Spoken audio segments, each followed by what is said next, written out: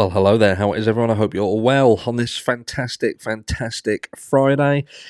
You're looking absolutely amazing, by the way. How do you do it? It's been one of those weeks, a bit mental, but we made it. We made it. I'm still on a plane right now, and hopefully, if everything goes to plan, then the next video will be me in Spain. And talking about Spain, we're talking about Jay Slater, and this is kind of part two, following on from my video that I did earlier, kind of talking about my issues with Kasim, which was following on from some backlash that people had kind of tried to say that I was saying that if people had been sort of involved in narcotics, then they're a murderer. That's not what I said. I'm kind of trying to compartmentalise this case and how the people around this case who have potentially been rendered as irrelevant, I don't personally see it, and I'm going to talk about that right now, because you've got to use common sense in here. People talk about things like common sense, Occam's razor, and, it's obvious what happened, and you have to kind of look at this from the perspective of, what do we know? What do we know is factual? And the reality is we don't know what is factual here. What we do know is what story is being pushed to us. And then all we can then go by is, how does that story play out? If we think about it, if we think about the people involved in it and what would have had to have been the thought process of specific people to do specific things, then it gives you a better insight into the case. So let's look at Jay Slater on the morning that he apparently decides to go for a 25-mile walk, which is going to take him 10, 11 hours, whatever. What has to be the thought process there? Because this feeds into my issue with Kasim, and I don't necessarily even believe it. Let's just say it this way. What do we know about this specific situation? We know that Kasim was with somebody else, but we don't know who that other person was. So we don't have the full picture there. We have a partial picture. So we have Jay Slater returning to a property with one man who we know as a convicted drug trafficker and another man who is being kept out of the public eye. We don't know who that person is, and I believe that that is likely for a specific reason.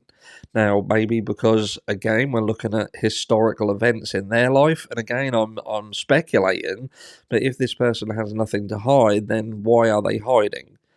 And then we have the situation itself with Jay Slater. So Jay Slater is apparently there. So let's just roll with that. So Jay Slater is there, and he seemingly is making an excuse to leave, and he wants to leave as early as physically possible. He's been out raving, doing whatever he's doing. He's up quite late, yet he's about early doors. Absolutely early doors. Now, I can remember when I was young, and if I'd have been on that sort of night and been out, I wouldn't have been up at 7 o'clock, 7:30 in the morning, thinking I need to get out and I need to go and eat something. And then you have little nuances within that doesn't even make sense, because he seemingly then has 3 separate conversations with friends, which would say that his phone is his phone's basically dead. He's hungry, his phone's dead. His phone being dead being the important one, because we're told by Kasim that Jay Slater has access to a charger at this property. He offers him the charger, he gets the charger. So point one here is, well, if that's the case, then why didn't Jay charge his phone then? Why did he not charge it then? Why is his phone on 1%? And then you think to yourself, okay, so let's say he charged it and then he reused it and the phone was back flat again. Let's just say that he didn't charge it. Maybe he didn't plug it in properly. Maybe he couldn't find a power port close enough to him. I know some people, they want to use a phone in bed, and if the charger's on the other side of the room, it seems to show that the power point is right behind the sofa. So that doesn't technically make sense, but I'm trying to make it make sense. So then you have another situation where you think, okay, so he's now facing a situation where he is deciding to walk 25 miles with a phone with 1% battery. I'm telling you now that there ain't a teenager on this planet who can live without their phone. Their phone is like an extension of their being. It's like their hand. You know, how many of you even do it? You can you leave the house without your mobile phone? Can you? How shocked and panicked do you go in when you touch your pockets and you think, "Fuck, where's my phone? Where's my phone?" Make that 100 times worse, and that's a teenager and their phone. Their phone is their lifeline, and for Jay, his phone was his absolute lifeline. And if you're going to embark on a walk where you're unsure where you're going, you're unsure how long it's going to take you, you know it's going to be a long time, you're hungry, you're thirsty, you're going to be tired as well because he clearly hasn't slept that much. Why did Jay not just return to the B&B just to charge his phone? You know, if he's got an iPhone, for instance, you can, in half an hour, 45 minutes, put 60% battery on your phone, which is going to last you. I don't know whether he's got an iPhone, but these modern phones, they are likely to be able to put half a charge into your phone within 45 minutes. But he chooses not to do that. He makes a conscious decision to not put charge in his phone.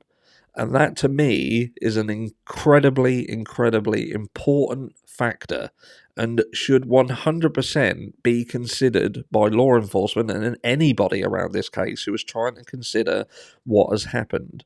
When you have a child, because he's a fucking child, with a phone, and he is going to spend 11 hours, there is no way, unless he is in a position where he feels he has absolutely no other choice, there is no way that he is going to embark on an 11-hour walk with no phone, with nothing, with no ability to contact his friends, no reason to, no way of reaching out to someone if he gets in issues, if he gets lost. He's got map facilities on his phone which would kind of be able to, you know, to help him.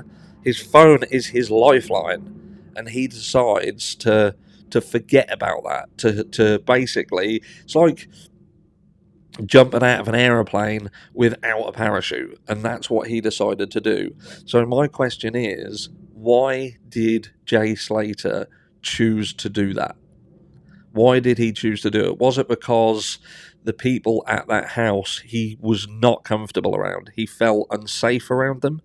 There was something that he felt was going to happen, or there was a potential to happen, and he needed to get away from there. You know, why was he up so early trying to get out of there? There are so many questions around this situation, if you want to believe it even happened, that doesn't make sense. Why would a young teenager kid end up back at an Airbnb in the middle of nowhere with two men? Why would he end up back there in the first place? There is only so many reasons that he would do that. And why would he go from trusting them enough the night before to head back there, unless, again, he was under the influence, but to get back there, but then to seemingly want to get away so quickly and take such a huge, huge risk, which potentially ended up being fatal, a fatal decision.